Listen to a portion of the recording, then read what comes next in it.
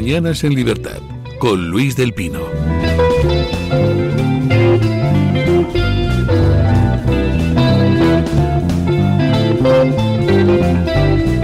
Ocho 44 minutos, 7:44 en las Islas Canarias. Y empezamos nuestra tertulia de lujo. Hoy con don Julio Ariza. ¿Qué tal está usted? Hombre, muy bien, genial, muchas gracias. Bueno, usted está en todas partes porque le he escuchado en Rumanía al día también. Sí, bueno, esto es lo que tiene. Tengo que hacer varios trabajos. Parece usted Trump, de hiperactivo, caramba. Don Juan Carlos Tellez, ¿qué tal está usted? ¿Qué tal? Muy buenos días. Encantado de arrancar aquí la semana. Don Javier Venegas, ¿qué tal está usted? Muy bien, aquí empezando otra vez el lunes, el dramático lunes. Y también hiperactivo con sus excelentes artículos. Escribe en disidentia.com, no se pueden ustedes perder las cosas que publica don Javier, que hace análisis muy exhaustivos, documentados y muy inteligentes siempre. Y también sus artículos en The Objective, hombre, sí, que, caramba. Ahí también a veces me dejan y todo. Bueno, elecciones en Alemania. Elecciones que han supuesto un auténtico terremoto político, no por esperado, porque las encuestas razonablemente predecían el resultado, pero aún así es un terremoto. Peor resultado histórico del socialismo en Alemania desde 1949, o sea, se dice pronto. Nunca habían tenido unos resultados tan escuetos, 16,5%. Peor resultado histórico del Partido Liberal, que queda fuera del Parlamento. Tenía 91 escaños y se queda con 0 porque no llega al 5%, y además con el peor resultado histórico también, un 4,3% solamente. Resultado bueno porque gana las elecciones de la CDU, los populares de allí. Además, pues suben pues casi 4 puntos. Resultado extraordinario de la AfD, que duplica resultados, se coloca con 150 escaños como segunda fuerza del Parlamento. Buen resultado del Podemos de allí, el Die Linke, que pasa del 4 y pico al 8 más o menos, y es el único de los tres socios. No, perdón, ese no estaba en el gobierno de eran los verdes. Eran los verdes. Los verdes, que pierden también un montón de escaños.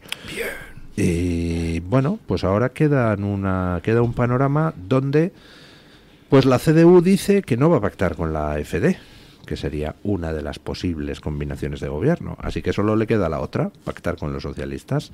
Yo me he atrevido a hacer una predicción esta mañana.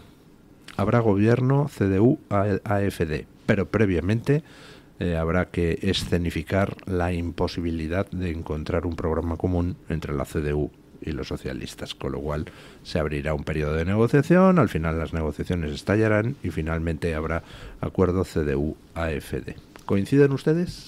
Es probable. Yo voy a hacer dos apuntes sobre el resultado de las elecciones. Es decir, la AfD, de todas formas, las proyecciones de las encuestas daban un mejor resultado para la AfD, y voy a explicar uno de los factores que puede haber evitado ese resultado todavía más sorprendente, entre comillas. Y es que lo que la gente no sabe aquí, igual en España, es que la política alemana ha dado un giro de 180 grados con respecto a la política migratoria. Esto es algo que ya viene ocurriendo desde hace tiempo. Tanto la CDU, lo que pasa es que el gobierno de Scholz ha pagado los platos rotos por otras cuestiones que luego se pueden hablar, pero es decir, lo que ha desinflado un poco los resultados de la AfD es que la cuestión migratoria ya es un tema de Estado, no es solo de un partido. Por eso a veces los partidos necesitan tener políticas de amplio espectro, es decir, que toquen varios puntos muy importantes, para que no es en un momento dado la reacción del adversario apropiándose de determinados temas no te desinfle la intención de voto. Eso es una cuestión que es de libro. Entonces, en Alemania la estrategia, es decir, la política migratoria ha cambiado muchísimo. Están poniéndose los pantalones a cuadros desde hace tiempo. Se está expulsando a mucha gente de allí. Se está no admitiendo a mucha gente que viene del exterior. Y básicamente ha cambiado de forma radical. Y esto yo creo que ha tenido algo que ver en el resultado de la CDU. Yo creo. Y luego otro segundo apunte que sería interesante hacer es lo que usted comenta, ¿no? ¿Cuáles van a ser las alianzas? Yo creo que la situación de la de la CDU pasa, sí o sí, por ser capaz de revertir las políticas climáticas. Es decir, de meter el freno a lo que ha estado, lo que ha generado unos problemas colosales, digamos, básicamente, aparte del descontrol migratorio, ha sido las políticas de control climático que han convertido a la industria y la economía alemana en poco o nada competitiva y una situación bastante límite, con 10.000 despidos a la semana en sus industrias, a la semana. Y esto la CDU no lo va a poder hacer con los socialistas.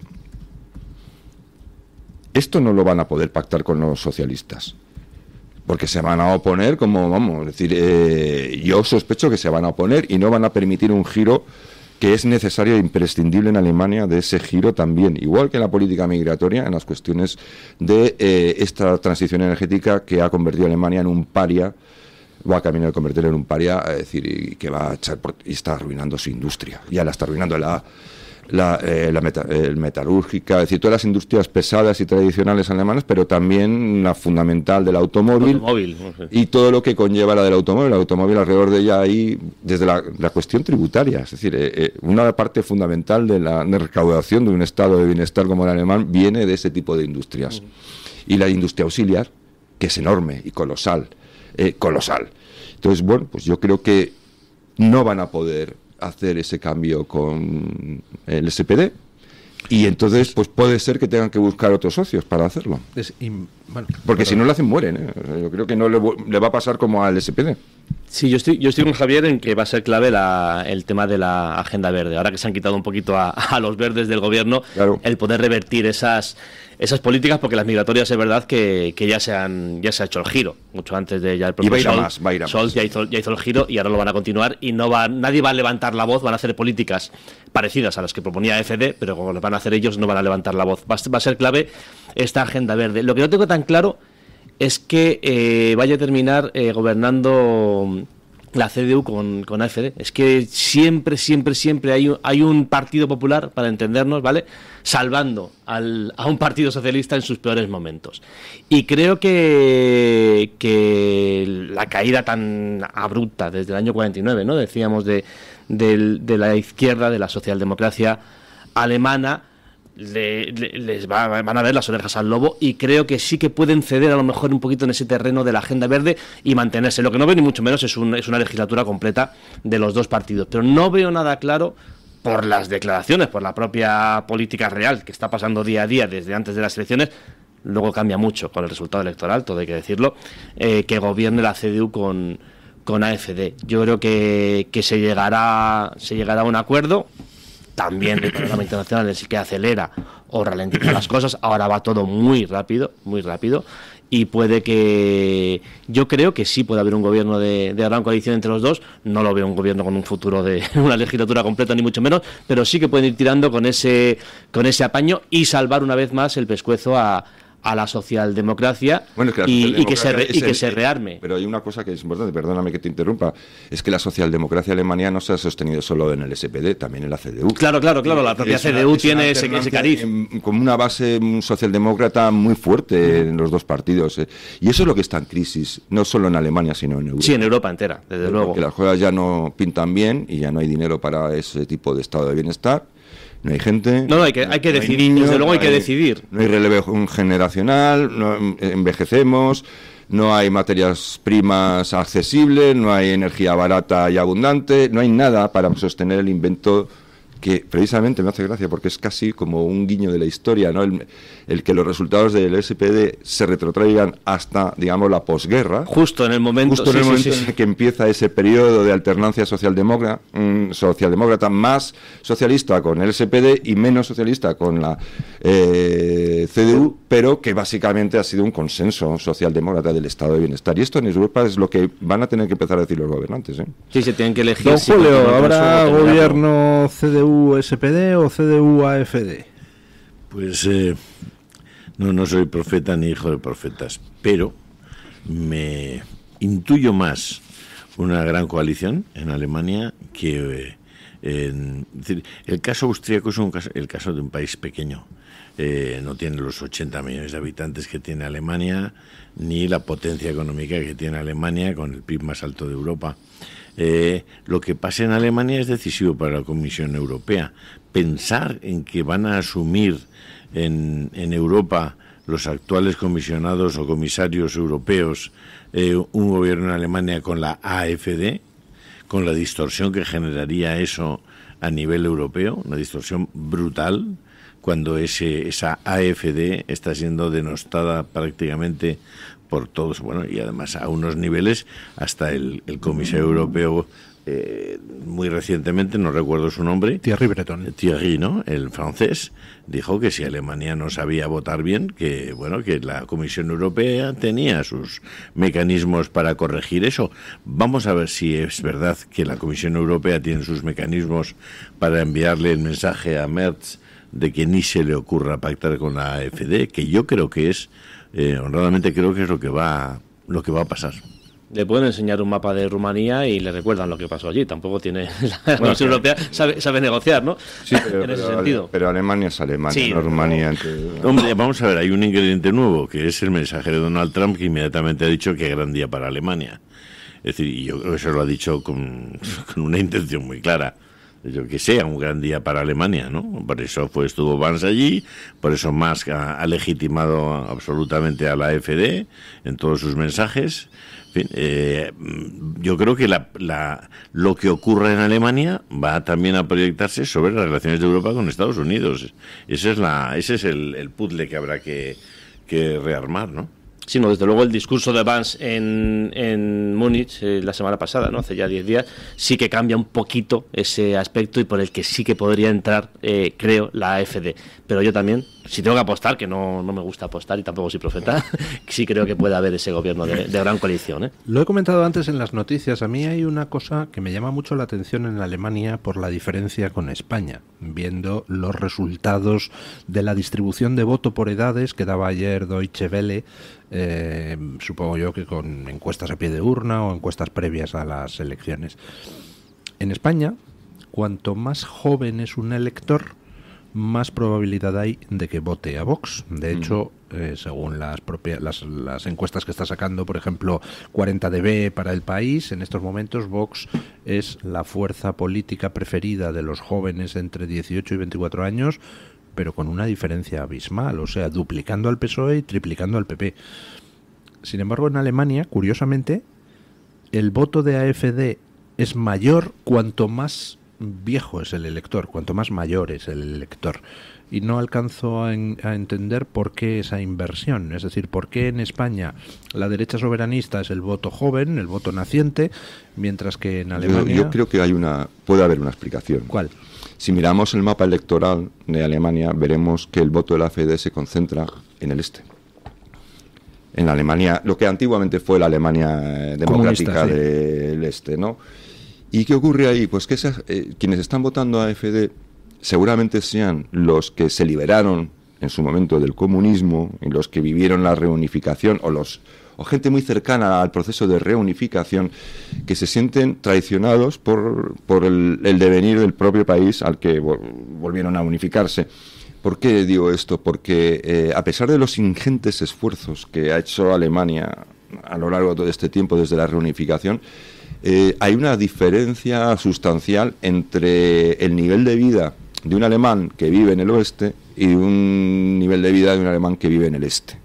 Es decir, han perdurado problemas estructurales en esa zona del país que no ha conseguido coger el mismo tren que han cogido el resto de compatriotas. Yo creo que es un voto de castigo, es un voto de rechazo o de protesta porque los sueños de la reunificación no se han cumplido. Yo creo que hay una especie de ajuste de cuentas. Me parece una buena explicación. Sobre todo porque si miramos es que se concentra muchísimo el voto de la AfD en el este. Es casi... Sí, en el este gana en todas partes, menos en la ciudad de Berlín. Menos en Berlín, claro, porque es una ciudad más abierta, en fin, hay mucha gente que viene de fuera, es decir, una sociedad, no es una ciudad como tal, sino que es un nodo de donde se confluyen alemanes de todas las tendencias, ¿no? Y trabajan allí.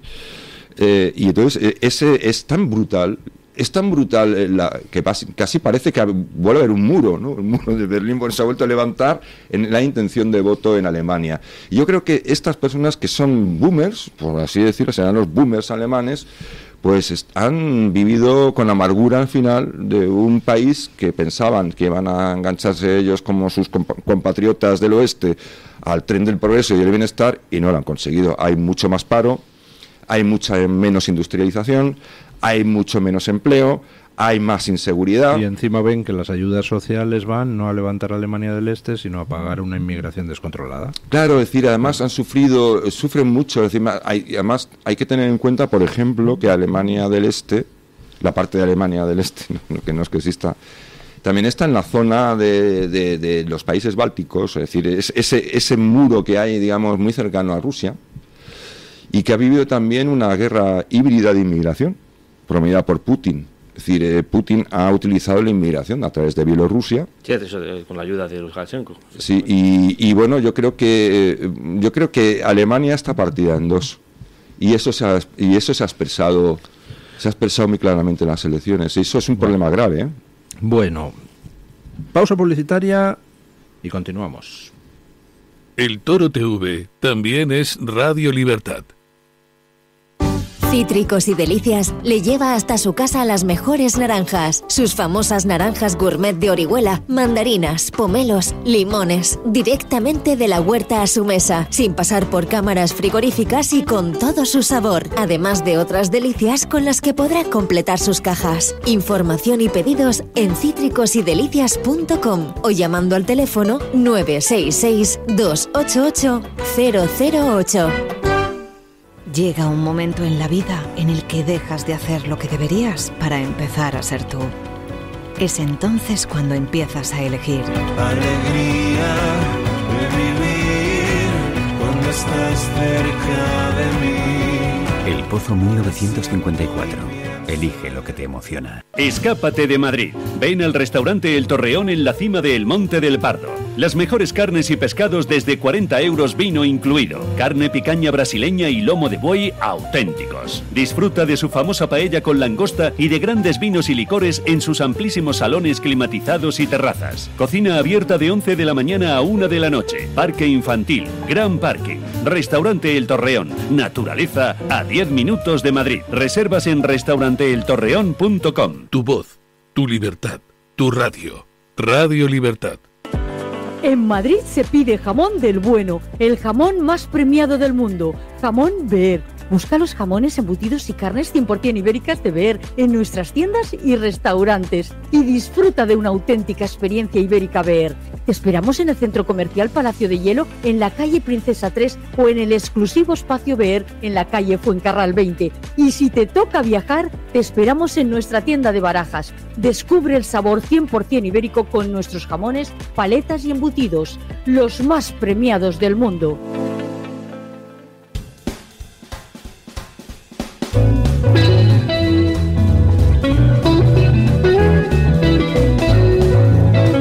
Mañanas en Libertad, con Luis del Pino.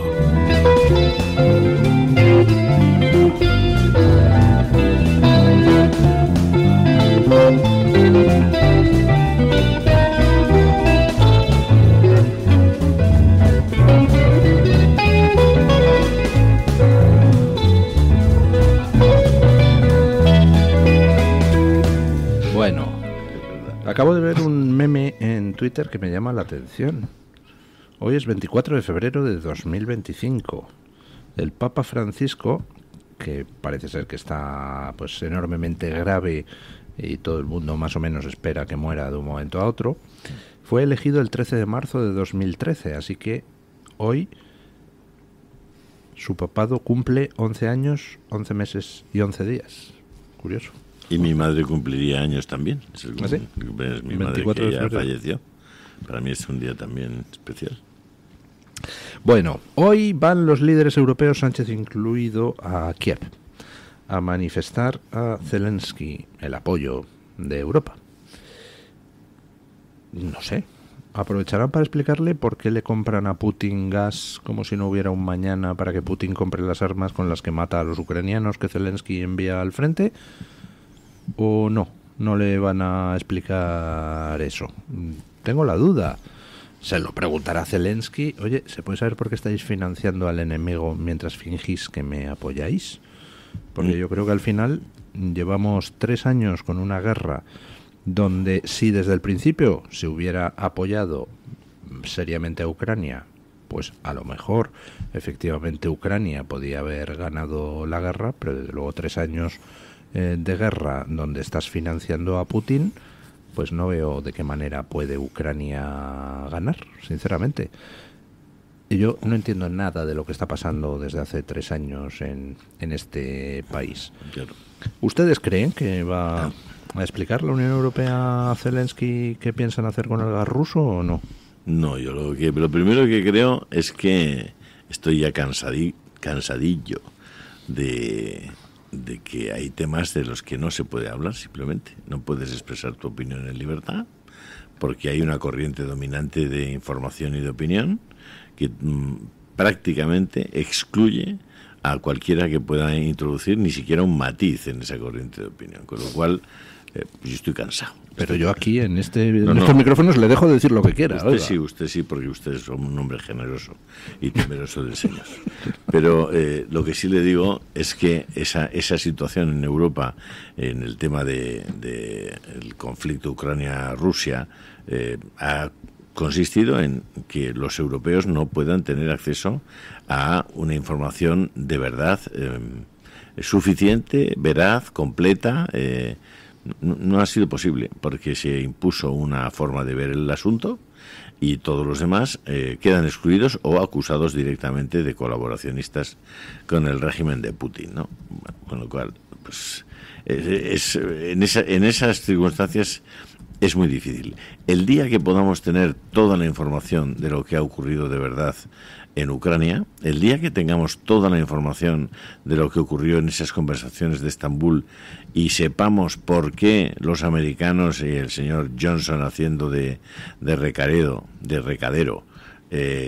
consiguió que no se firmara aquel tratado de paz, aquel acuerdo, aquel armisticio en ese momento que hubiera evitado la muerte de más de 600.000 personas, el día que tengamos esa información yo creo que podremos tener una opinión suficientemente interesante, ¿no? y aceptable.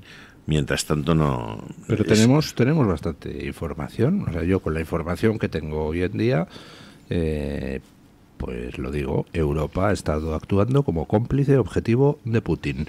Quien se dedica a comprarle hidrocarburos a Putin para que Putin compre armas con las que matar ucranianos, pues evidentemente es cómplice objetivo de Putin. No puede fingir que quiere ayudar a Ucrania. Eso es lo que opino. No, pero póngale nombre y apellido. Póngale Repsol, ¿no? Por eso se llama Repsol. Quien está comprando el gas y el petróleo a Putin se llama Repsol, que es una compañía que es privada. O sea, sí, pero a la que el gobierno le podría decir, tú no compras a Putin. Claro, por supuesto.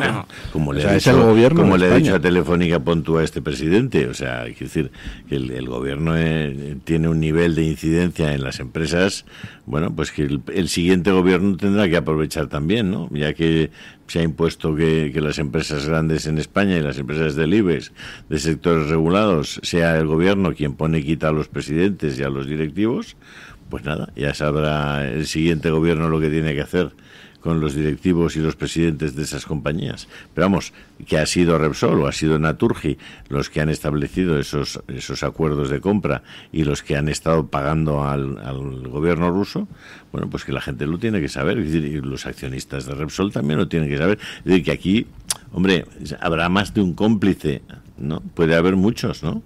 Es decir, que siga estando ahí con Repsol o entrando en las gasolineras de Repsol a poner gasolina, tendrá que saber que lo está haciendo de una empresa cuyo petróleo o cuyo gas lo ha comprado en Rusia. No, lo digo para acabar la cadena ya del todo, ¿no? No sea que los demás nos quedemos a medias. Don Javier, ¿cómo ve usted el tema? Bueno, yo veo el tema como ha sido siempre Europa. Pues el continente, siempre que ha estado Europa dirigida por Alemania y por Francia, pues hemos encontrado en estas situaciones, ¿no? Y es así, es casi una tradición. Yo por eso echo de menos a John Steinberg, Eliot, que es el historiador hispanista que vino a decir poco más o menos que la Europa moderna, la que conocemos hoy, la de los estados modernos, es un invento español. Es decir, echo de menos una España decente que tuviera una influencia mucho mayor en Europa para volver a devolverle una cierta dignidad, que debería ser nuestro papel. Nosotros tenemos un complejo muy grande porque estamos muy mal gobernados, pero Europa, la Europa que hoy conocemos, la Alemania que hoy conocemos, la Italia que hoy conocemos, y todo lo que es importante en Europa es prácticamente, digamos, una morfología dirigida, intencionadamente o no, por la existencia de España, ¿no? Esto es lo que dice un hispanista, que además es anglosajón, por lo cual no es sospechoso de nada. Pero lo segundo que voy a decir es, primero hay que decir dos cosas. La primera es, Europa, y yo creo que incluso en su momento Estados Unidos, aunque yo creo que Estados Unidos menos, hay un cierto cinismo, daba por descontado cuando invade Putin, el primer día que invade, da la orden de invadir Ucrania, daban por descontado que Ucrania iba a caer en 72 horas. Todos lo creíamos. Yo confieso que también estaba convencido de ello leyendo a los distintos expertos. Sí. Yo no lo tenía muy claro, pero, o sea, de hecho, por eso en su momento apoyé la exclusión del espacio aéreo en minuto 1. Si eso se hubiese hecho, no habría, la guerra nunca hubiese llegado hasta aquí. No, es que tiene bombas atómicas. Mire, la bomba atómica, Putin le podemos considerar un tirano tal, pero no es idiota. Entonces, cuando uno recurre a un arma como una bomba atómica, la recurre porque tiene algo que ganar. Putin no va a usar algo a la desesperada para autoaniquilar a todo el mundo y él es el primero. Porque él vive muy bien, tiene un yate fabuloso, de hecho todo su gobierno tiene yates que, bueno, pues que habría que preguntarse cómo es posible que tengan esos yates que valen más que toda la armada rusa. Es decir, que también hay que decirlo, porque decimos que Zelensky es un corrupto, pero es que en Rusia la corrupción es apoteósica. Es de unos niveles que no podemos ni siquiera imaginar. O sea, tú no puedes ver a un ministro de Defensa que tiene un yate que vale 200 millones de euros. Es decir, como, oiga, ¿usted cómo paga el yate? Porque otra cosa es que tenga un barquito, ¿no? Pero es que esto es así. Y lo segundo que hay que decir es que yo no creo que Zelensky esté mandando al frente a los ucranianos. Los ucranianos están yendo porque les da la gana. Es decir, es que esa es una cuestión que tenemos que empezar a aceptar. Es decir, cuando tú tienes un país, tú vas a la guerra. No, o sea, en Ucrania hay unas leyes de conscripción, entonces eso de que va la gente al frente porque le da la gana, no, o sea, porque te reclutan. Sí, pero claro, pero don Luis, vamos a ver, a ti te pueden, lo hemos visto un montón de veces, te pueden reclutar obligatoriamente y vas a la guerra, pero el resultado depende de tu moral de combate. Si tú vas a la guerra obligado y no quieres combatir, pierdes la guerra en 2 días. En 2 días, eso ha ocurrido siempre. Cuando un país resiste es porque hay voluntad de combate, es decir, no vas por lo menos en una parte de la población ucraniana, yo una creo parte más significativa. Hay voluntad de combate. Luego hay cuestiones que hay que decir, es decir, Donald Trump llegó incluso a decir que Zelensky no tenía el apoyo popular, no sé dónde se saca ese dato, y incluso creo que llevaron, no sé si él o alguno de su entorno iba a decir un 4% de apoyo popular, no es mentira. Zelensky tiene un apoyo del 57%. De hecho, tiene... Precisemos, ese número del 57% está obtenido de un instituto demoscópico ucraniano que depende del gobierno ucraniano, entonces, pues, bueno, pero hombre, puede ser real los medios de o no. Javier, pero un momentito, no, en Ucrania. Un momentito. Y ha prohibido todos los partidos opositores y ha prohibido también que haya elecciones. Ha prohibido, es decir... Aquí yo creo que si queremos decir la verdad, yo como no soy una persona sospechosa de que esté a favor de la plutocracia europea, yo creo que cualquiera que me haya leído durante los últimos 14 años lo puede tener clarísimo, que soy un crítico atroz, o sea, sin ningún tipo de compasión. Pero sí, eso no lo digo en duda, Javier, pero los opositores se pueden hacer oposición libremente. Don Julio, vamos a ir por orden. Los medios de comunicación... Sí, pero vamos a ir por orden. Los medios de comunicación, es decir, vamos a ver qué medios estamos hablando y de qué partidos estamos hablando, ¿vale? Porque aquí que yo sepa, es decir, a lo que tenemos que tener claro es una idea fundamental. La invasión de Ucrania no es porque a Putin le ponen contra la espada y la pared y entonces las maniobras orquestales en la oscuridad de Occidente le llevan a no tener más remedio que invadir un país. La vocación de anexionarse a Ucrania es desde el minuto 1 en el que un señor llamado Vladimir Putin es no elegido presidente, sino investido presidente interino por Yeltsin. En ese momento, y además están las transcripciones... Pero si me permite que le interrumpa, don Javier, yo creo que retrotraernos a eso nos aleja... No, es que si no se entiende nada. No, yo si quiere coincidamos en que Putin es un agresor imperialista, es el malo de la película, invadió Ucrania sin tener ningún motivo y no había ninguna preocupación. Tenía motivo, claro que tenía motivo. Pero concedamos eso, o sea, Putin es el malo, no nos perdamos en esa discusión. No, es malo, Putin es Putin. Pero partamos de eso. Pero una vez que alguien ha invadido Ucrania y una vez que pues uno dice, oiga, Ucrania tiene derecho a defenderse, entonces Europa, el mundo occidental, podía haber hecho varias cosas. Una, desentenderse. No quisimos desentendernos porque nos parecía que Ucrania tenía derecho a defenderse. No, se desentendió. Es que lo grave es que se desentendió, pero cuando vieron que Ucrania resistía y no salían los planes como Putin quería, entonces ya dijeron, empezamos a nadar entre dos aguas. Vamos a ayudar a Ucrania, ¿no? Pero en lugar de ayudar a Ucrania, lo que se dedicaron es, por un lado, a mandarle armas a Ucrania, a darle préstamos a Ucrania, y por otro lado, a financiar el esfuerzo bélico de Putin. Yo lo pregunto muy claramente. ¿Cuánta gente ha habido haciendo negocio con la guerra de Ucrania en Occidente? Porque me da la sensación de que hay gente haciendo auténticas fortunas con la venta de armas, fortunas con la ayuda humanitaria, 14.000 millones de dólares del contribuyente americano repartidos a ONGs europeas supuestamente para ayudar a refugiados ucranianos en países europeos. ¿Cuánto de eso ha llegado a refugiados ucranianos y cuánto se ha quedado por el camino? Entonces, y yo cuando veo a exactamente los mismos tíos que te dicen Ucrania debe seguir resistiendo, ejemplo, Pedro Sánchez, y entonces se dedica a comprarle gas a Putin para que Putin mate ucranianos, y por otro lado el mismo Sánchez que dice no, es que hay que apoyar a Ucrania porque Putin es un peligro, va a firmar en abril acuerdos estratégicos con China, que es una dictadura mucho peor que la rusa y muchísimo más peligrosa. Pues digo, aquí hay algo no me cuadra, alguien se está llevando la pasta, pero inmensamente. Y en la historia de este asunto, solo un segundo, Javier, yo creo que vale la pena, y os lo recomiendo, en mi canal de Telegram colgué la entrevista que le hace Tucker Carlson a Jeffrey Sachs, que no parece que sea ni un tonto ni un tío especialmente, en fin, fachosférico. Sí. Es un economista especializado en energías sostenibles y ese tipo de cosas. ¿no? Yo creo que muy bien formado y con mucho prestigio. Pues leeros cómo lee la historia de lo que ha pasado entre Ucrania y Rusia, Jeffrey Sachs, y entre Estados Unidos, obviamente, el mundo occidental y Rusia. Yo creo que vale la pena, por lo menos, tener otra visión, o saber que existe otra visión y otra explicación de todo lo que ha ocurrido allí. Yo siempre sigo diciendo lo mismo. En política internacional es siempre mucho más lo que se desconoce, como de un iceberg, lo que está debajo del agua, que lo que puedes llegar a conocer. Y eso puede modificar sustancialmente la realidad de las cosas. Esa es mi opinión. Mire, don Julio, hay cosas que nunca sabremos. Por ejemplo, aunque ahora desclasifiquen todo relacionado con Kennedy, me barrunto que al final seguiremos sin saber lo que pasó realmente con Kennedy. El 8 de marzo lo desclasificaron. Sí, de una clasificación especial por una cuestión de Estado, ¿no? Porque en Estados Unidos el estándar es 25 años, aquello que está clasificado, y luego en casos especialmente sensibles creo que es medio siglo, ¿no? 75 años le 75 años le metieron a lo de Kennedy, ¿sí? Sí, pues eso es una cosa que ya es algo irregular, no es...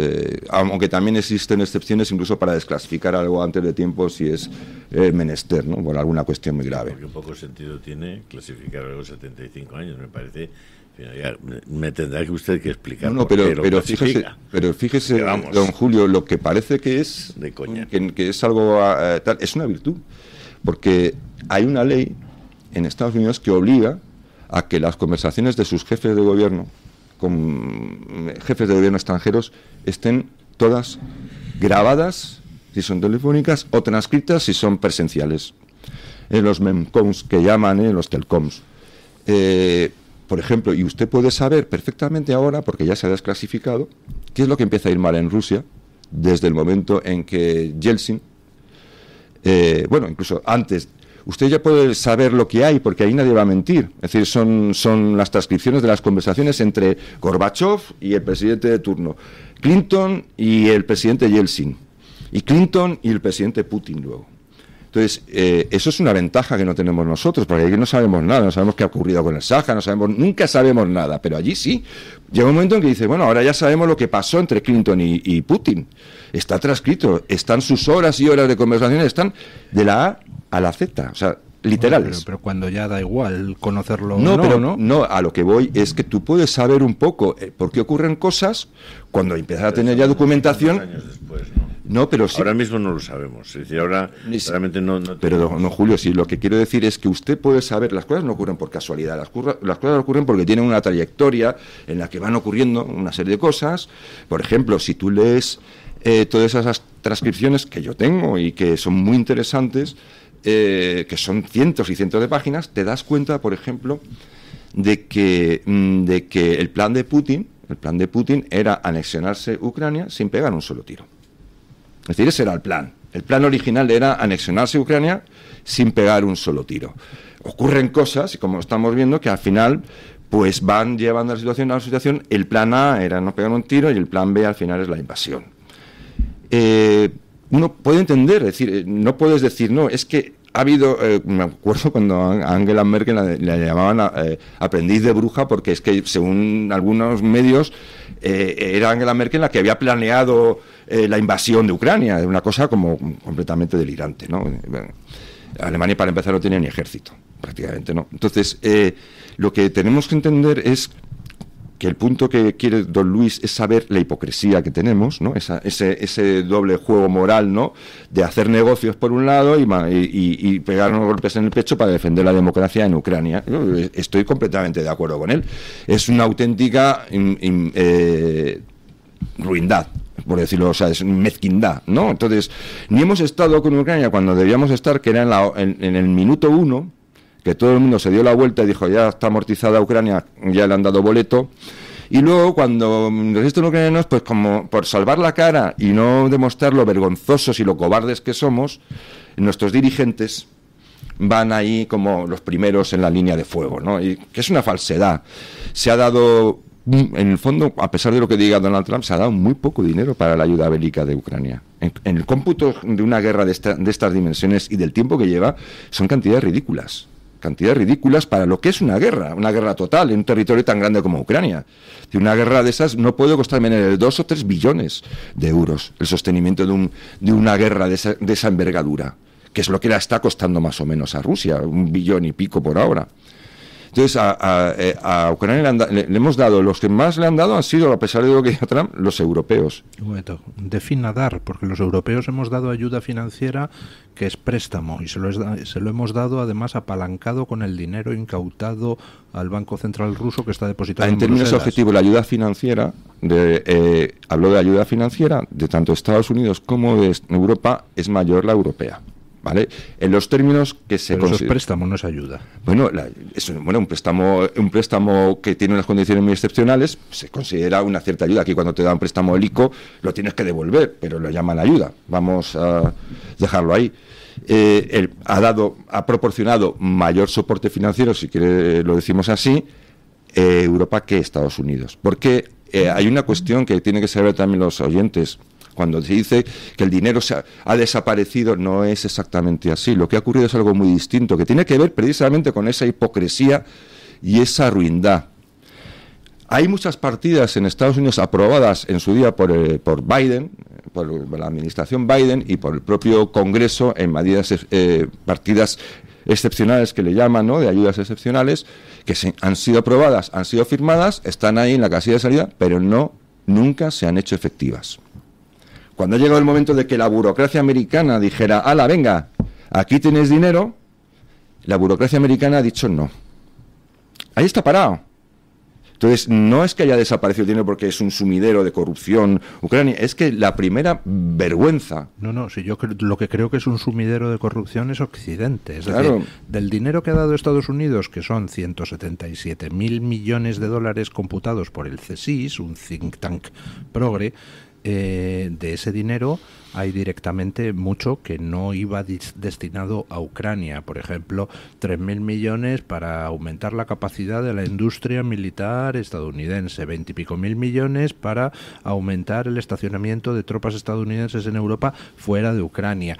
Es decir, Y luego lo que hay es ayuda militar, efectivamente, ayuda financiera, tal, ayuda humanitaria, donde hay al menos 14.000 millones de dólares repartidos a ONGs europeas para atención a refugiados ucranianos en Europa.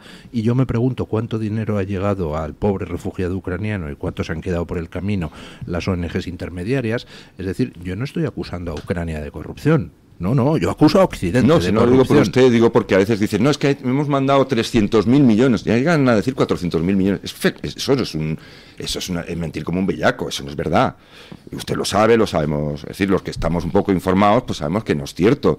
Entonces, decir esas cosas, pues hombre, yo lo que quiero decir es que esta es una situación crítica, yo creo que es crítica, y de hecho, bueno, lo que diga Pedro Sánchez de los ucranianos, pues imagínese, si le importamos una higa a los españoles, lo que le importará a Sánchez los señores de Ucrania, le importa menos todavía, a él le gusta salir en la foto y parecer ahora el líder de la democracia en Europa. Es un timador y un sinvergüenza, pero la cuestión es que a mí lo que me preocupa es Europa, sinceramente, me preocupa muchísimo, porque Europa es un continente que le viene un cambio histórico como un tren de mercancías y le viene de frente a una velocidad de vértigo y estamos así. Así. Estamos así. Mirando, ¿no? Diciendo, como el chiste ese de chifla, que como no te quites tú, ¿no? Un año, sí, pero escucha, pero a mí eso, en fin, 1999, os recuerdo, éramos más jóvenes, pero Yugoslavia fue bombardeada. ¿Bombardeada por quién? Por la OTAN. Había aviones de la Luftwaffe, había todo tipo de equipo militar británico, norteamericano. Mataron a casi 5.000 civiles. Españoles. Y chinos. Es decir, aquello fue un auténtico crimen.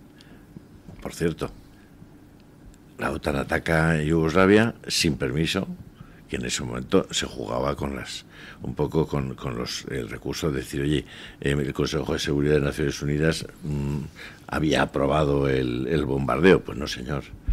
La OTAN atacó y mató a miles de civiles sin el concurso de Naciones Unidas y sin pedir esa autorización al Consejo de Seguridad de Naciones Unidas. Por cierto, Javier Solana, al frente de la OTAN, fue el responsable de ese crimen, que fue un crimen horrendo. Por cierto, entre otras cosas, en aquellos momentos se produjeron cosas muy parecidas a las que han pasado luego en Palestina e Israel, porque algunos de los combatientes yugoslavos llevaban a gente de etnia albanesa y los llevaban como escudos humanos. Sabiendo eso, el ejército y la OTAN bombardeó y mató a aquellos albaneses que eran civiles inocentes. Es decir, cuando analicemos las cosas, yo creo que debemos meter en la batidora de la información que demos todo lo que ha ocurrido y todas las posiciones. No sea que aquí, al final parece que construimos ángeles y demonios con una facilidad extraordinaria, y ángeles y demonios los hay en todos los lados. O sea, es mi impresión, ¿no? En Europa lleva desconcertada, yo creo que desde entonces se sumió en esa operación americana, que a mí me pareció enormemente injusta, pero bueno, eso es lo que hay. Europa está dividida entre quien recibe de un lado, China, quien recibe de otro, de Estados Unidos, pero Europa de soberanía europea como tal poquita. Es muy interesante lo que comenta don Luis del rastro del dinero. Si es que al final todo se reduce en política a seguir el dinero. Lo que está claro es que si hablamos de Rusia y Ucrania, respuestas poquitas. Estamos hablando de maquinarias de propaganda brutales. La maquinaria de propaganda rusa es brutal, pero también hay hechos, existen hechos. No hay que irse una semana atrás para recordar que Donald Trump ha propuesto unas negociaciones de paz. Y según se proponen esas negociaciones de paz, con todos los matices que queramos, es verdad que fue a hablar directamente con Rusia, Marco Rubio, que dejó de lado a Kiev en un principio, pero es una negociación de paz. Pero es que veamos quién ha saltado a quejarse de esas negociaciones. Es que no es verdad que dejaran a Kiev en un principio. Se está lanzando el mensaje de que es que Estados Unidos quería negociar con Rusia dejando al margen a Ucrania. No es verdad. El día 15 de marzo se reúnen en Múnich los representantes de los países que componen el G7. Se reúnen y a esa reunión asiste el ministro de Exteriores ucraniano. Y de eso ha informado la prensa ucraniana. En esa reunión del 15 de marzo acuerdan los representantes del G7, en una reunión donde estuvo el ministro de Exteriores ucraniano, acuerdan que las sanciones a Rusia se ponen en pausa, la adopción de nuevas sanciones, a la espera de ver si Rusia negocia de buena fe el acuerdo de paz. Es decir, en esa reunión, Estados Unidos plantea a los miembros del G7 y al ministro de Exteriores ucraniano, oye, vamos a negociar. ¿Y quiénes vamos a negociar? Bueno, y lo aceptan todos ellos, que se empiece a negociar. ¿Y quiénes vamos a negociar?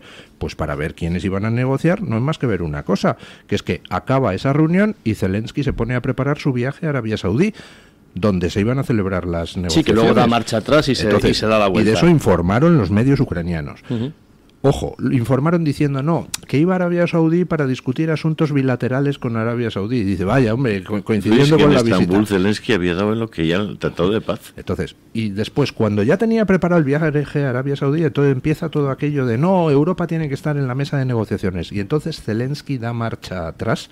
Pero por supuesto que Zelensky como lo dio en Estambul, participaba ahí voy, sí, pero si al final vamos al mismo... Claro, vamos al mismo punto. Quiero decir que ¿por qué Europa hiperventila y sobreactúa diciendo no, es que el acuerdo de paz han dejado atrás, es donde iba, han dejado atrás a Kiev, es un acuerdo de paz, conozcamos los términos, ¿por qué tanto interés en que esa paz no se produce? Esa es una de las preguntas claves. Claro, porque es que no hay que hacer... De respuestas tenemos pocas viniendo de Rusia y Ucrania, hay que preguntarse. Claro, cuando la administración americana echa para atrás todo lo que había hecho la anterior administración americana y sin embargo Europa insiste y dice no, venga para adelante, la pregunta es ¿por qué? ¿Qué intereses hay ahí donde no estamos llegando? Que sabemos que la Unión Europea y la Comisión Europea está trufada de corrupción.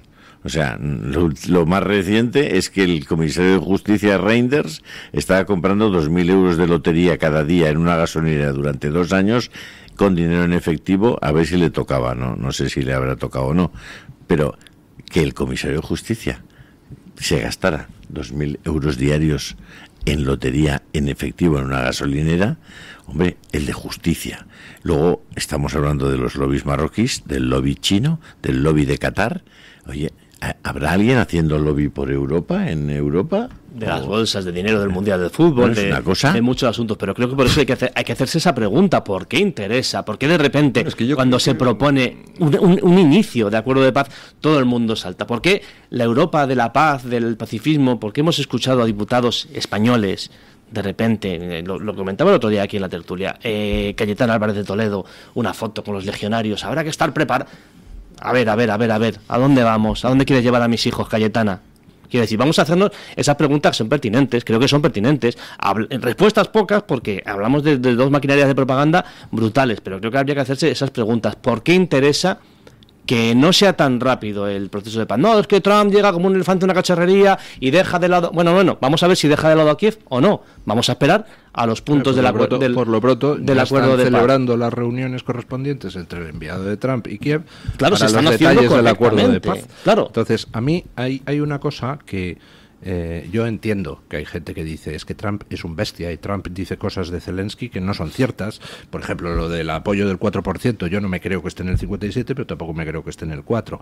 La última encuesta electoral que he visto dice que en caso de unas elecciones tendría Zelensky el 24% del voto frente al 31% que tendría el actual embajador de Ucrania en el Reino Unido, que es un militar bastante popular. Pero Zelensky sigue teniendo apoyo y yo creo que la población ucraniana mayoritariamente sigue apoyando defenderse de la invasión rusa. Y efectivamente Trump es un bocas y dice las cosas a lo bestia y además con exageraciones, histrionismo y diciendo y soltando cosas que en ocasiones no son ciertas. Pero yo creo que Trump pone el dedo en la llaga. Dice, aquí estamos poniendo dinero para una guerra interminable. Y lo siento, yo tengo un mandato popular de 74 millones de americanos que dicen que esto se tiene que acabar. Y por tanto, quiero un acuerdo de paz. Y a mí me parece loable,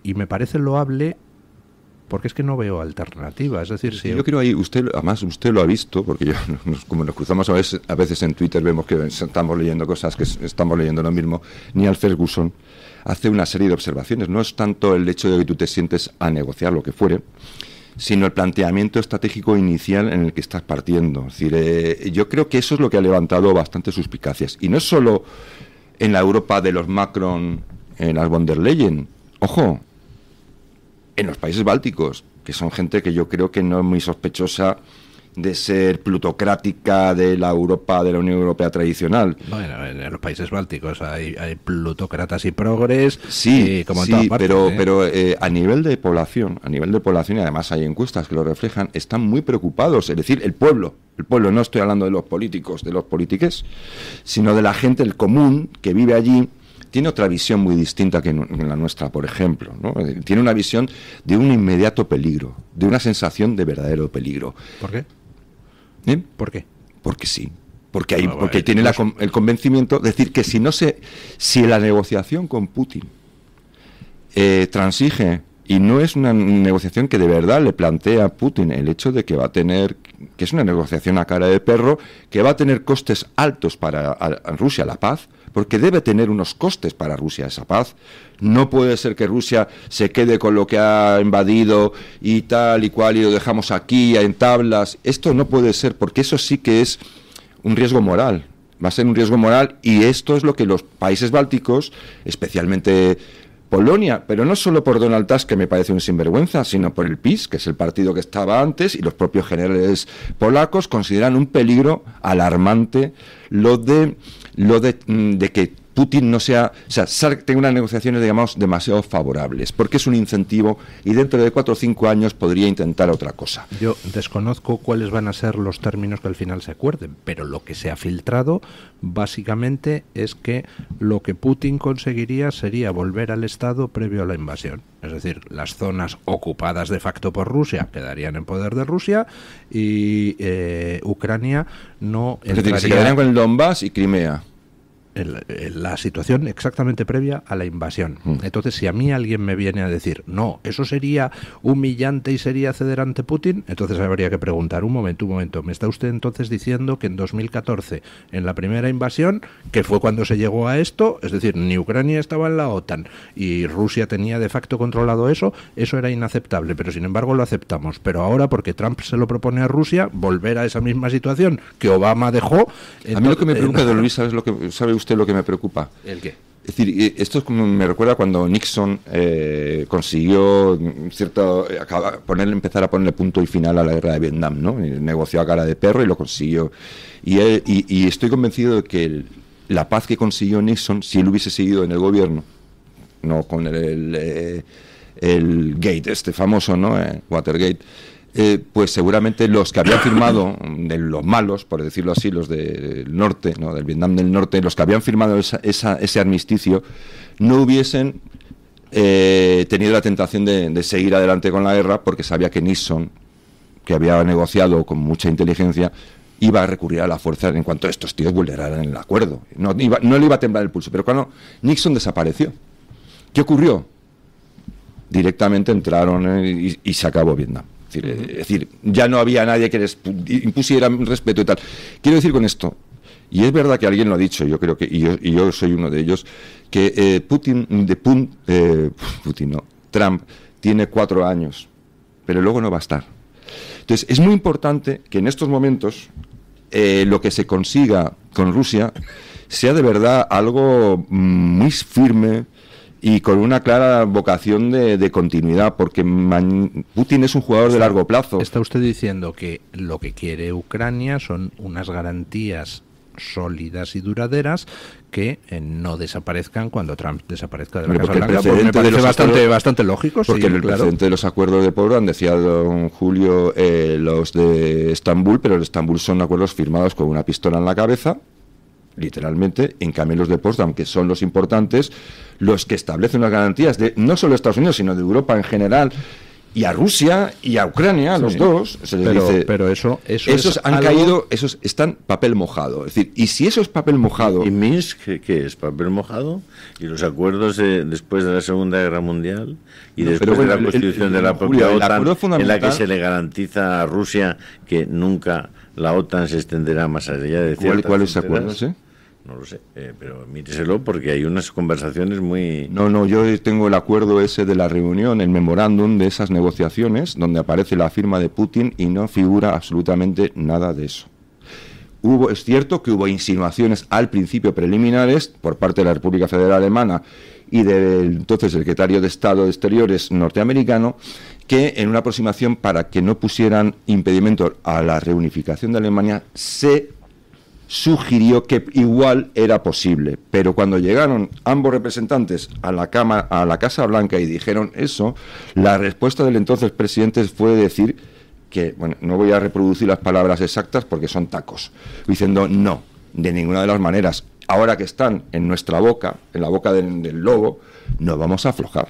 Y es lógico, y eso nunca está. Eso es otra de las mentiras de Putin. Porque no existe.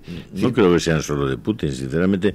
Yo les insisto en que escuchen a Jeffrey Sachs, creo que es un buen conocedor de esa historia y lo cuenta con muchos pormenores. Y no solamente Sachs, yo creo que hay que hablar con algunos historiadores muy significativos y si usted se asoma simplemente a los tiempos modernos de Paul Johnson, me lo he leído varias veces. Pues ahí tiene bastante información sobre este asunto. Es decir, es evidente que Rusia siempre quiso no tener amenazas a 500 kilómetros de Moscú, es decir, no tener bases ni misiles a 500 o 700 kilómetros de la capital. Hombre, es como si se los pones a Estados Unidos a 700 kilómetros de su casa. No en sé, Cuba, por ejemplo. En Guantánamo. Por ejemplo. Sí, a ver. Pero no sé. yo es que creo que estamos perdiendo de vista estamos perdiendo de vista que tenemos que ir a una pausa publicitaria. ¿Qué narices? Pausa y volvemos. Pues no lo perdamos. El Toro TV también es Radio Libertad. El DHA Omega 3 es clave en el funcionamiento normal del cerebro, la visión y el corazón. Si te preocupa el deterioro asociado a la edad, debes tomar DHA. El DHA de Mederi Nutrición tiene certificación IFOS, máximo estándar de pureza y calidad. Busca DHA Pure NPD1 o visita ahora mederinutrición.com. La doctora Margarita Esteban, especialista en medicina estética desde hace más de 25 años, llega a Madrid con el revolucionario tratamiento Endolit para el rejuvenecimiento facial y corporal. Elimina grasa y tensa tu piel con la tecnología láser Endolit, sin necesidad de quirófano, sin baja de recuperación, con resultados en una sola sesión. Visita a la doctora Margarita Esteban en la clínica Sandra Oliveira en Antonio de Maura 7, El Retiro, o agendando tu cita de evaluación en el 621 358 655. Sintoniza la libertad en tu radio. Radio Libertad. ¿Quiere anunciarse en la radio y no sabe por dónde empezar? En Radio Libertad le brindamos la oportunidad de promocionar su negocio en una emisora comprometida con la libertad de expresión. Aproveche nuestras ofertas exclusivas para nuevos clientes. Además, si aún no tiene su anuncio preparado, no se preocupe, nosotros lo creamos por usted. Contáctenos hoy mismo a través de publicidad@radiolibertad.es o llámenos al 91 732 4895. No lo piense más. Anúnciese en Radio Libertad. La libertad en tu radio. Hospital Psiquiátrico San Francisco de Asís y Comunidad Terapéutica San Antonio. Infórmese en el 952 20 14 64 de Málaga o en www.hospitalsanfrancisco.com. Si quiere solucionar con éxito su pérdida auditiva, visite Mi Centro Auditivo. Profesionales expertos con más de 20 años de experiencia en la mejora eficaz de la audición. En Mi Centro Auditivo le ofrecen la tecnología más vanguardista, como los audífonos Phonak, que cuentan con los avances más novedosos en prestaciones tecnológicas, diseño y conectividad. Reserve su cita y disfrute de un mayor bienestar con una mejor audición. Luis del Pino, Alba Vila, Javier Horcajo y José Javier Esparza son Radio Libertad.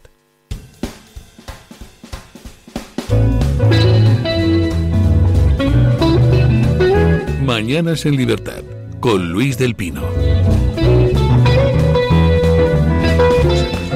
A ver, seguimos aquí discutiendo de elecciones alemanas y tal, pero tenemos que hablar de otras cosas. Vamos a hablar de señoritas de compañía, de servicios pagados, o sea, de Jessica y de Puigdemont. Venga, ¿por cuál empezamos? Bueno, pues yo creo que por la que está mejor, que es Puigdemont. Puigdemont, que le ha dado 48 horas a Sánchez para que... Iván, Sánchez. ¿Y cuántas veces ya le ha hecho un ultimátum este personaje, este señor del mocho en la cabeza? Se viene el es decir, lobo, ¿cuántas veces le ha hecho un ultimátum? Es decir, don Luis, puede decir lo que quiera Puigdemont. Es decir, no va a echar abajo el gobierno de Sánchez, porque no tiene otra opción. Es que el propio Sánchez está cómodo, yo creo, con esos ultimátums. Son un poco Pimpinela, ¿no? Están ahí como jugando al pimpinelismo tal. Diciendo, Pero... venga, a ver si tiene valor. Venga, Puigdemont, lo que le preocupa de verdad es volver a Barcelona, que esa orden de detención, si no hay acusación popular, directamente en Llarena lo ponga en libertad, porque el fiscal pide su libertad sin ningún tipo de medida cautelar. Y le preocupa a Silvia Orriols, que les está comiendo vamos, clarísimamente la tostada, y el señorilla por la otra parte, que encima se está quedando con el control de todo el poder económico de este país. No olvidéis que se ha quedado con el control de la Caixa, se ha quedado con el control de Telefónica, tiene en la práctica el control de Repsol, de Naturgy. Es decir, ahí hay un sector negocios. Y ya de eso debe saber algo, porque claro, ahí ya todavía no le ha preguntado a ningún juez qué pasó con las mascarillas. Aprendió bien en la pandemia a moverse ahí en el sector negocios, sí, ¿no? Y con esa aparente mansedumbre, suavidad en las formas, etcétera, lo que tiene es unos contratos de miles de millones con China muy cerquita. Con China muy cerquita. Sí, China tiene hay una cosa que la gente no sabe, por ejemplo, esa Air Europa, ese rescate tan sospechoso, acelerado y particionado para que no hubiera ningún tipo de control. Pues ahí la principal línea de bandera china está negociando para entrar a hacerse con Air Europa. Sí. Es decir, Telefónica está ahí y es el primer operador, o sea, de telecomunicaciones español y uno de los primeros de Europa. Está en manos de un gobierno que está con Huawei a partir un piñón. Sí. Es decir que y lo de Repsol, pues petróleo ruso, petróleo chino, no chino no, pero vamos. Es decir, a mí me preocupa muchísimo y de verdad, o sea. Por eso claro, lo que hemos estado discutiendo antes, a mí lo que me preocupa, para que lo entienda Julio, es que me gustaría que Europa, y sobre todo España, empezando por España, pero ya que somos europeos, Europa, fuera un continente autónomo con su propia política y que a nadie le pudiera tocar las soberano. Con una cierta capacidad de disuasión, con un cierto peso económico, con suficientes recursos como para decirle al primo americano o al primo ruso, no me toque las narices. Es decir, vamos a llegar a un acuerdo, pero no me toque las narices.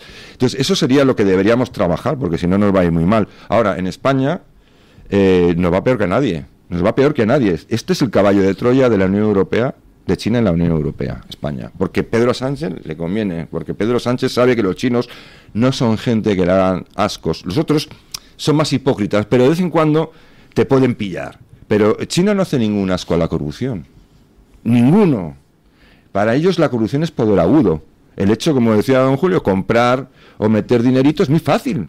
Está muy barato el kilo de eurodiputado, el kilo de lobby o el kilo de experto de la Unión Europea, está muy baratito. Sí. Para China le sale, una ganga. Es decir, es muy poco dinero. Que un tipo que esté de eurodiputado y siendo abogado y tenga actividades paralelas declaradas como servicios de asesoría de 300.000 euros, eso es algo bastante común.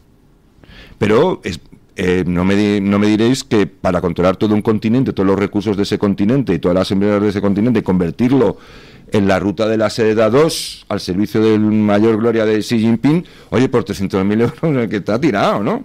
No, si ha sido fácil. Si al final lo que ha hecho Europa es la burocracia europea ha sido eliminar ese concepto de la Unión Europea tan romántico. Desarmar a la Unión Europea, claro, económica, militar y una vez moralmente. Desarmada, ¿qué nos quedan? Aspavientos. Quiero decir, Putin nos pone un 25%, qué vergüenza. No, si la Unión Europea, en vez de llevarse las fábricas fuera o regalárselas a China, tuviera ellos mismos los que hacen los microchips para Tesla, me lo invento, ¿vale? Entonces a ti Putin, a ti Trump no te pone un 25%, pues dice, no, yo tengo los microchips para tu Tesla.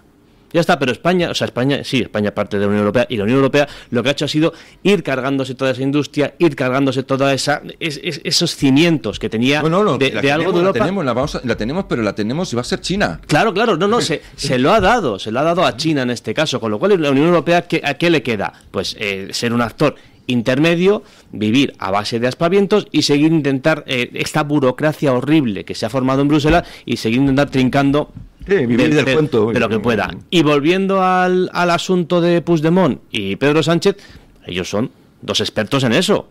Puigdemont desde Europa y Pedro Sánchez en España, pues seguirán con este movimiento que digo, este segundo acto de Pimpinela, pero mientras Pedro Sánchez tenga la chequera, Puigdemont feliz. Y si encima la parte personal, que es la de la vuelta a Barcelona, limpio de polvo y paja, está trabajando Pedro Sánchez en ello, con la inestimable ayuda de su fiscalía corrupta, creo que se puede decir, vamos a decir fiscalía imputada, ¿vale? Para no decir corrupta, no vaya a ser que nos llevemos una querella. Pues entonces, lo digo yo, fiscalía corrupta, presuntamente. Pues lo ha dicho don Luis del Pino, yo me he retractado por si acaso. No, pero es verdad, sí, está trabajando en ello. Con lo cual, pues eso es lo que nos queda, ¿no? Esos movimientos de trileros, de las 48 horas, el ultimátum, venga, te voy a ceder, pero no las competencias enteras de inmigración, solamente una parte, ganamos un par de semanas más, sigue trabajando la Fiscalía para que vuelvas a Barcelona y al final todos contentos, no, ellos dos contentos, que son los que mandan. Y ya si queréis podemos hablar del tema Jessica, que también es otra. La verdad es que Jessica es uno de los personajes que más interés tengo en escuchar, porque me parece, pues hombre, la única, digamos, transparente en todo esto. Ella proporcionaba unos servicios, llega un señor que le contrata los servicios, ella está, y a ella que le importa de dónde saque el dinero ese señor, ¿no? Hombre, el que tiene que dar las explicaciones es el señor. Moralmente, pues, eso aquel, pero bueno, comparado con los demás, evidentemente la más transparente de todos. Sí, claro, sí, pero tanto como decir que más da de dónde saque el dinero ese señor, viendo que le está pagando el Ministerio de Obras Públicas, no sé, en fin, sí, transparente, sí, desde luego. Pero vamos, no hablando de moralidad, hablado de transparencia. Una cara dura creo que absoluta. Por lo menos dice, no oye, escuchamos que me estás pagando con dinero que no es tuyo, machote. Sí, pero por lo menos no escuchamos a Jessica, como ayer, por ejemplo, ayer o antes de ayer, creo que era Guillermo Fernández Vara, con los impuestos, y ya sabes, el discurso de siempre, los impuestos, yo como paciente de la sanidad pública, no, ella ha sido transparente, ella ha querido tener unos beneficios y los ha vendido. Yo me estoy quedando... y el ministro del PSOE, que nos olvidamos de que Ábalos es no ministro del PSOE, ministro del PSOE, número 2 del PSOE, forjador de la leyenda de Pedro Sánchez en coche junto a Coldo, pues la ha pagado, ya está pagando a todos. De la izquierda a estas alturas no están realmente abochornados de haber votado a unos señores que de los de Podemos que lo que habían constituido era una comuna en la que varios machos dominantes utilizaban a hembras de buen ver para ver a cuál le hacían más favores y a cuál proyectaban hacia arriba en sus diversas carreras. El PSOE, resulta que el Torres y compañía lo que cogían eran pisos para señoritas. Es que es el otro tenía un catálogo para señoritas, Bernie y todos los que estaban en esto para señoritas y cocaína. Entonces, y la gente de izquierdas sigue votando porque están por el reparto de los bienes. Es la obscenidad, absoluta. Yo creo que el tema Jessica, el tema del piquito de Rubiales, el tema de, en fin, es una demostración, es decir, es como jocoso, además, como la política, la información política o la tertulia política se ha convertido en un sucedáneo de la salsa rosa que había antes, es decir, es un entretenimiento. La gente se siente atraída por la política por los pim pam pum. Es decir, no, en el fondo dicen, bueno, pim pam pum, pero es que te vas a quedar sin pensión dentro de 20 años, o sea, ya te reirás entonces, o mañana, o dentro de poco, ya vas a ir a la sanidad, ya no tienes que te van a dar una radiografía para dentro de 3 meses, es que igual ni te la hacen porque no hay máquina de rayos. Ya se está viviendo, es que ya se está viviendo. Decir, todo esto, por cierto, esto es muy serio. Esto que están ustedes diciendo es que estoy viendo un tuit que me gustaría que alguien me confirmara. He pedido confirmación por... hay una cuenta que se dedica a llevar la cuenta de cuántos pacientes hay en el hospital, de cuántos pacientes en urgencias hay en el Hospital del Mar en Barcelona. Y según esta cuenta, ayer había 169 pacientes en urgencias del Hospital del Mar. 69 de ellos llevaban en urgencias más de 24 horas. El que más llevaba 143 horas. Dices, no es posible. Sí. O sea, si esto es cierto... Esto es como el chiste del vasco que lo encuentran después que había jugado al escondite inglés, ¿no? Al escondite ese, ¿no? Al escondite, que lo encuentran, abre un armario y ven un esqueleto y dice, este es un vasco que estaba jugando al escondite. No sé yo... Yo estuve en Murcia el otro día en la portada del periódico, un periódico que se llama La Verdad, por cierto, siempre me ha hecho muchísima gracia que se llame La Verdad. El otro se llama La Opinión, por lo menos. Bueno, La Verdad en ruso es Pravda, ¿no? Sí, efectivamente. Y en español Lo País.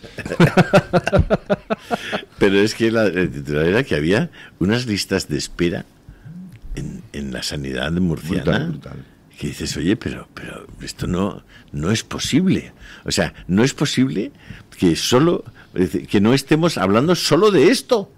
O sea, ¿sabéis lo que está ocurriendo con la gente de verdad? Que es que no pueden ser atendidos, que se mueren antes de ser recibidos por el especialista o antes de ser operados. A ver si alguien nombra a una ministra de Sanidad, que es una pena no tener ministra de Sanidad en España. Había una que bailaba mucho en la SER. Lo que está diciendo don Julio es política. La política. Eso es la política, eso es. Es decir, tenemos un problema, por ejemplo, la inmigración masiva descontrolada es un problema. La sanidad desbordada de un Estado que no puede permitírsela, por lo que fuere, es un gravísimo problema. Los jóvenes que ganan menos dinero que los jubilados, con todos mis respetos a los jubilados, es un problema. Es decir, eso es política. El piquito de Rubiales. Sí, pero cuando vaya Jessica a declarar, verás que estará hasta Radio Melbourne de Australia. O sea, habrá 500 cámaras de televisión, porque ¿a quién coño le interesa que la gente no se muera antes de ser operada? A nadie. Lo de Pilar Miró, cuando era directora de Radio Televisión Española, que hubo un escándalo porque habían desaparecido no sé cuántos, habían malversado no sé cuántos millones de entonces de pesetas. Pero el problema fue que había robado unas bragas. Esa fue la gran noticia, que había robado unas bragas en un establecimiento. Bueno, la gran noticia ahora es que don Guillermo Díaz viene al estudio para traer la opinión de los oyentes y el chocolate Matías López. El chocolate, yo creo que es el momento más esperado, ¿no? Aquí, sobre todo por los tertulianos, porque vienen aquí a esta mesa, comparten su opinión, hablan durante tanto tiempo. Yo creo que ellos, con miras a qué dirán los oyentes y por quién votarán en esta entrega de chocolates y dulces Matías López. Este es un chocolate a la taza, chocolate gourmet, de habas de cacao del Perú, 63% habas de cacao peruano. Es la fabricación de este chocolate a la taza, como dice doña Carmen, que en este momento no está con nosotros, y le mandamos un saludo muy especial, porque seguramente nos está escuchando. Dice que este es un chocolate a la francesa. Yo también podría decir que es un chocolate a la colombiana, porque así es como nosotros tomamos el chocolate. Casi le compro más lo de la colombiana que a la francesa. Bueno, mejor. Yo creo que sí, lo vendemos mejor así. Sí, me parece mucho más interesante. Este chocolate, Matías López, la verdad, muy rico, chocolates y dulces Matías López. Pues bueno, la votación ha estado muy pareja entre todos los tertulianos. Nosotros sabemos que don Julio, pues él de una manera muy honrada ha dicho: yo no participo porque yo sé que si no aquí habría conflicto de intereses, y nosotros no queremos que haya conflicto de intereses. Sería como a Jessica. Sería como el Real Madrid. Exactamente, sería como los árbitros y la Real Federación Española de Fútbol. Pero bueno, por ende, pues los dos participantes son don Juan Carlos Telles y don Javier Venegas. Pues ha estado muy apretada la votación, hay que decirlo. Ha habido votos para las dos partes, pero el chocolate se lo queda hoy don Juan Carlos Telles. Vaya, pues muy honrado y muy agradecido a los oyentes. Hacemos buenísimo, por cierto, que claro que Lo probé la otra vez, tanto el 99% como este, y está muy bueno. Está muy bueno. Yo de verdad que digo que está rico. No, pero no era el 99, era el 100%. El 100% era el otro. 99 es el otro que compro yo, pero no lo que a mí el chocolate a la colombiana, como más me gusta el café de Colombia también, yo me van a tener que hacer hijo predilecto de allí. Por favor, claro que sí. Este es 63% habas de cacao del Perú, por lo cual es una nueva modalidad de este chocolate, de chocolates y dulces Matías López, para que lo pruebe don Juan Carlos. Y tenemos la encuesta, porque hoy la libre encuesta, tanto en Twitter como en YouTube, como en publicaciones de YouTube, pues yo creo que ha arrojado una respuesta ganadora. La pregunta es, ¿con quién cree que pactarán el gobierno los populares en Alemania? ¿Con quién creen que pactarán el gobierno los populares en Alemania? ¿Y qué opinan nuestros oyentes? ¿Qué opinan nuestros contertulios? Las opciones son: con los socialistas, con la AfD, no lo sé o no me importa. Con los socialistas. ¿Socialistas? Sí. Socialistas. Los tres dicen socialistas. Yo digo AfD. Bueno, más o menos así está la cosa. La jugada esa usted que explicaba al principio, ¿no? Pasando primero fingirán que están negociando con los socialistas, las negociaciones saltarán por los aires y habrá gobierno CDU-AfD. Pincho, tortilla y caña. Pincho de tortilla de caña, venga. Bueno, más o menos como la opinión en esta mesa, está la opinión en los diferentes foros de nuestras redes sociales, en nuestra cuenta de Twitter a la encuesta. Han contestado el 75% que los socialistas. Dije nosotros tres. Ojo, y el 25% eres tú. Sí, ojo con la cantidad de votos. En YouTube, en el directo de YouTube tuvimos 2.500 votos, más de 2.500 votos. En Twitter tuvimos más de 1.100 votos. Entonces la gente ha estado, y además es que hay que contrastar. También en otra encuesta nos dicen el 82% los socialistas. Después, en segunda posición, está la AfD, con 8% en Twitter y con 10% en YouTube. El pueblo nunca se equivoca, don Luis. El pueblo suele ser bastante pueblo. Bueno, nosotros somos muchísimas gracias a los tres. Gracias, don Julio Ariza. Gracias, don Javier Venegas. Gracias, don Juan Carlos Tellez. A ustedes. Gracias por traernos la opinión de los oyentes, don Guillermo. Despedimos la tertulia pues con nuestro amigo, don Paco Linares, como siempre, que hoy nos quiere recordar que vivimos en una pompa de jabón. Buenos días, don Paco. Así es exactamente como nos sentimos. Una serie de amigos, ayer domingo, intercambiábamos opiniones y estuvimos de acuerdo en eso. Vivimos sobre la nada. Muy buenos días, don Luis del Pino, gracias. La economía, la paz, la libertad son tan frágiles que no percibes lo difícil que es cierta armonía y seguridad. El doctor Sánchez ha olvidado deliberadamente actualizar la inflación. Los números están ahí, son claros, inapelables, abismales, enfatizó Sánchez. Nadie viniendo de tan atrás ha llegado tan lejos como nosotros en la España democrática, sostuvo sin rubor. Pero todos sabemos que el doctor Sánchez se equivoca a cosa hecha para vendernos pompas de jabón. 3 ejemplos. En 1975 el kilo de azúcar costaba 32 pesetas. Hoy cuesta 1,20 euros, es decir, 5 veces más. El pan costaba 9 pesetas, hoy 1 euro, 9 veces más. La gasolina super costaba 24 pesetas, hoy 1,55 euros. Recordemos que 1 euro son 166 pesetas. Y si hablamos de pobreza extrema, nos tenemos que informar por Cáritas. Según dice Cáritas, hay más de 120.000 personas durmiendo en las calles de España. Los políticos en general, bien pagados y bien dormidos, no se dan cuenta de que algún día esa legión de harapientos y de hambrientos se vengará. Espero no verlo, porque sería muy penoso tener razón cuando el problema ya no tenga solución. Según dice y comparto con mi amigo don Manuel Reina, creo que la caída de la extrema izquierda y el triunfo de la derecha en Alemania puede ser positivo. Mañana más y mejor. Punto final.